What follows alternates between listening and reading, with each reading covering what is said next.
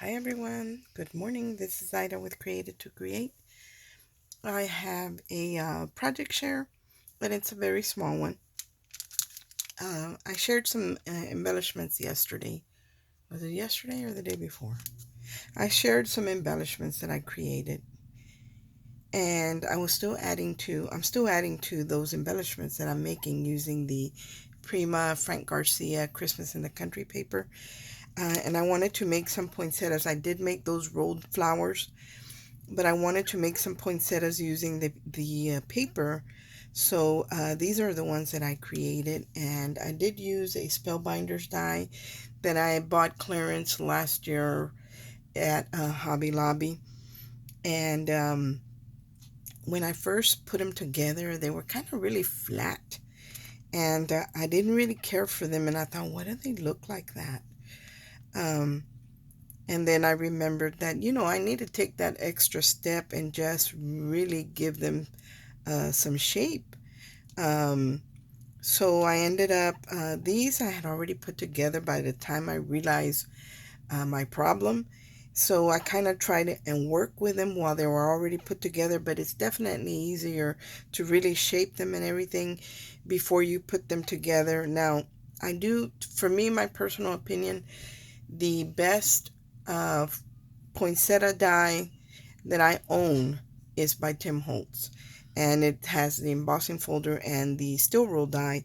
And to me, that is like my all-time favorite poinsettia that that any company makes, as far as I'm concerned. Um, but that's just me. That's my personal preference. So I did buy like I said, the spellbinders last year because I got it like really cheap, and I thought, well, let me play with this. This one has a different look, and so I decided to do that, and this is what I came up with. And I did use the paper that had the plaid, and then I used just a solid pink, and then the plaid does have, it's a double-sided paper, so you have two sides. Well, this is not the plaid, but the Christmas in the Country is double-sided, so some of them on top, as you can see, I used the other side of the paper. But anyway, this is what they look like, and I'm going to show you one that I did afterwards that was just in the pink. And here's the one that I made just using just 110-pound cardstock in the pink. And I did add the pink glitterific to the edges, but you could use anything. You can use stickles, like on these, for example.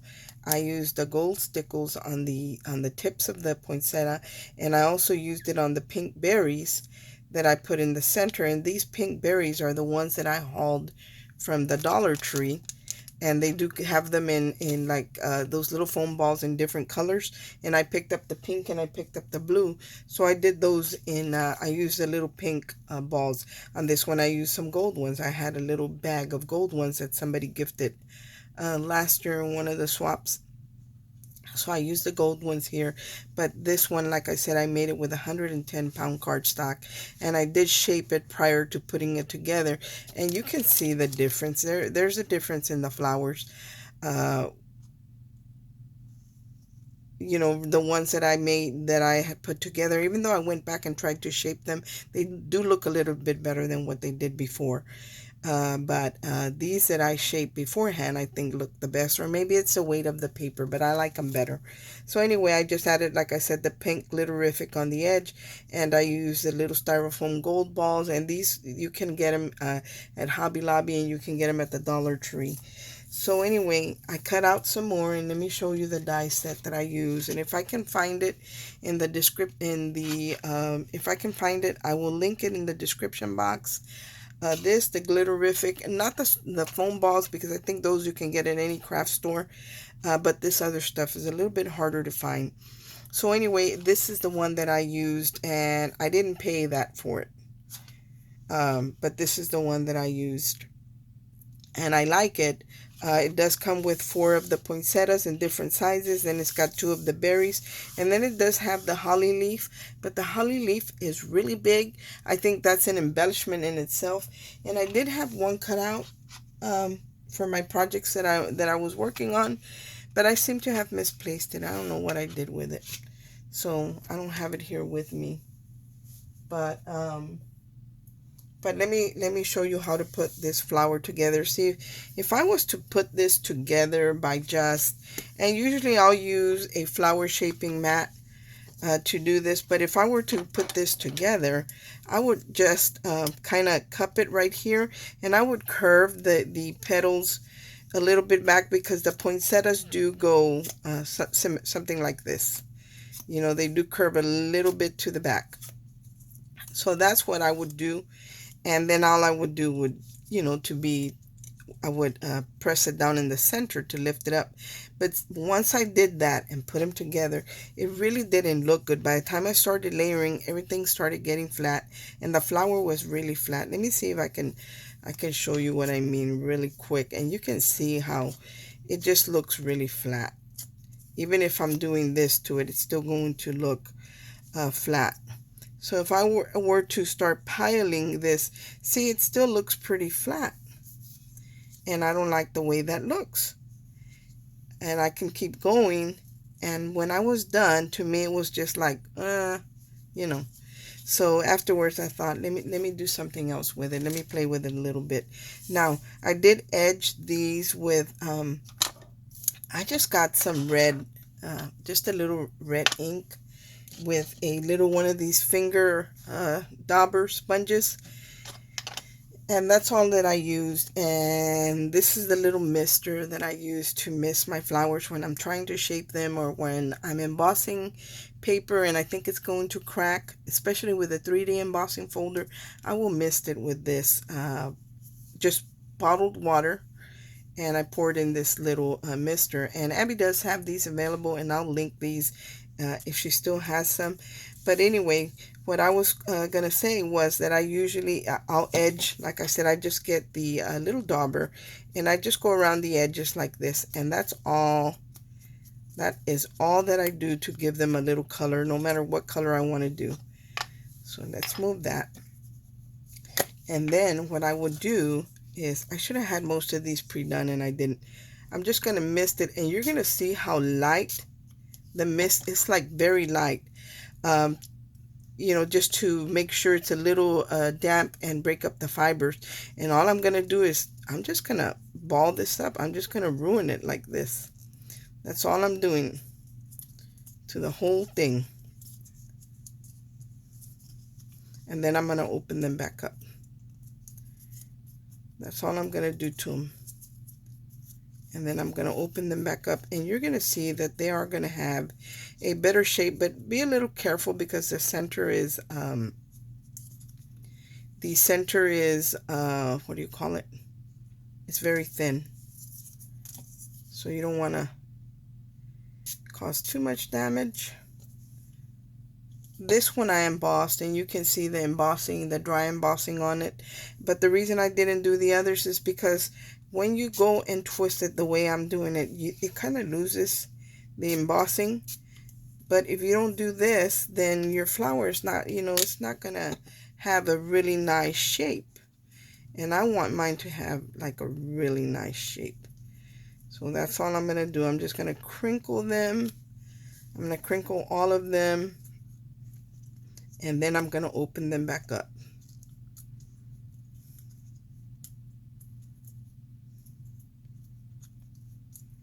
And they will dry fairly quick. And when they dry, they're a little bit more stiffer, because you sprayed them with water. So they do get a little bit more stiff, and I kind of like that, actually. See, that's all I'm doing. I'm just smashing or crumpling them up.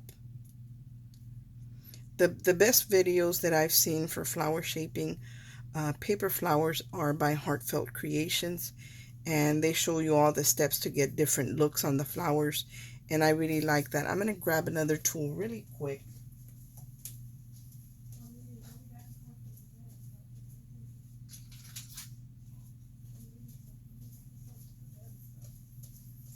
So I'm going to grab another tool just to kind of shape it. Have a good day. Abby's leaving to work. So all I'm going to do is open them back up, And I like the little crumply look that it has. And if you can see, the color kind of just fades into the paper. It gives it a very soft color, and I like that. So we're going to open these back up, and then we're going to finish putting it together. And I am going to use my Beacon 3-in-1 glue. That's my go-to glue. But I would probably do this with, if they were already dry, I would do it with the Beacon. Or, yeah, I would say the Beacon. But you can do it also with hot glue. So it's totally up to you. So I'm going to get my, my mat, my little flower mat. And this is spongy, so whenever I push down, it kind of gives it that shape. And you want to do that to all of them. And these are still a little wet. You want to shape these, and you want to let them dry after you wet them. That way you can work with them. But for the sake of the video, I'm just going to go ahead and work with them. But I would go in with either my tool or anything, and just, you know, give them a little. You could even go in with your heat gun and kind of dry them up a little bit and speed up the drying process. But I'm not going to. I'm just going to leave them as is and work with them the way they are. And you're going to see that they're going to look prettier once they're all crumpled up versus leaving them just flat, because they look really flat when you don't shape them. So like I said, I'm not going to do much to them. I wish this one were a little drier, because they will hold the shape once they're dry. So let's go ahead and add the Beacon. My Beacon, usually when I've had it closed, it kind of gets a seal right here from the glue, and I have to take it off, or else it'll have a difficult time coming out. And all I'm going to do is I'm going to squeeze a small amount here and just layer the next one. And I do stagger them. Because I like, for my petals, I don't want one to be laying right on top of the other one. I want to get glue on my mat. But because they're wet still, you know, that it's a little bit, I want to make sure they hold the shape. So I'm going to add glue to the back of this one.